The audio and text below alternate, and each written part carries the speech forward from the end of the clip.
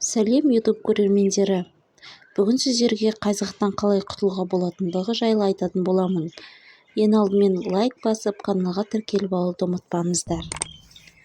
Қайғақ шашыңызда жиналатын тітіркендіргіш кішкентай ақ үрпектер маңызды алып, ауыртпалығымен сізді ұятқа қалдыруы мүмкін. Шаш адамның көркі деп есептесек, шашыңыздың тазалығына нұқсан келтіріп тұрады. Бұл сіздің тазалықты сақтамағандығыңыздан емес, бұны да тері ауруларының бір түріне жатқызуға болады. Әдетте рецептсіз сатылатын қайғаққа қарсы сусабындарды қолдану арқылы одан құтылуға болады. Егер сіз мұндай сусабындардың құрамында сенімсіздік танытып алаңдасаңыз, табиғи баламалары да бар. Қайғақты кетіру жолдарын көптеген адамдар біле бермейді. Сондықтан да сіздерге келесі кеңестерді ұсынамыз.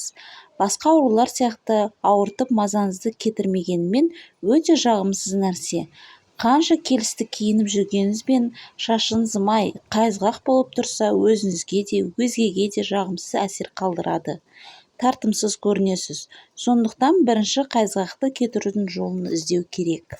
Мысалы, шашыңызды сұйытылған шай ағашы майымен жууға немесе алоэ вера гелімен бас терісіне массаж жасауға болады. Сонымен қатар қызылшаның суы қайғаққа таптырмас ем.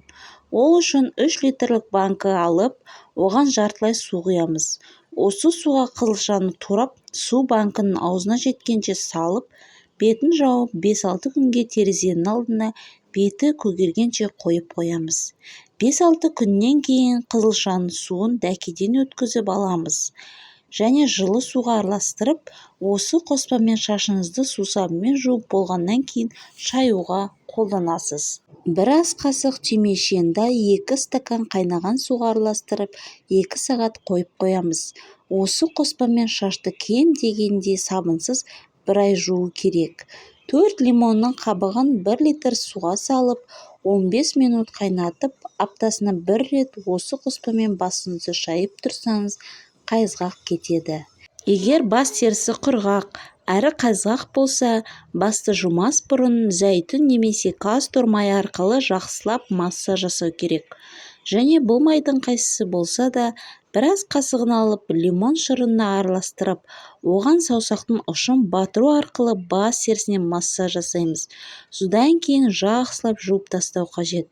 Бір жұмыртқаға жартас қасық арақ, жартас қасық айран қосып араластырып, осы қоспаның бас терісіне жағамыз.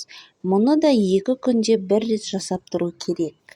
Ал ең оңай тәсіл ол шашты күнделікті жуып жүрген сусабымен жуып, одан кейін шайып, сосын қайтадан жылы суға 1 уыс тұз қосып, шашты шайса, қайғақ жоғалады. Бұл айтылған емдік рецепттердің барлығы бастағы қайғақты кетіреді, шашқа рең беріп нәрлендіре түседі. Ақпарат пайдалы болса, лайк басып, каналға тіркелуді ұмытпаңыздар.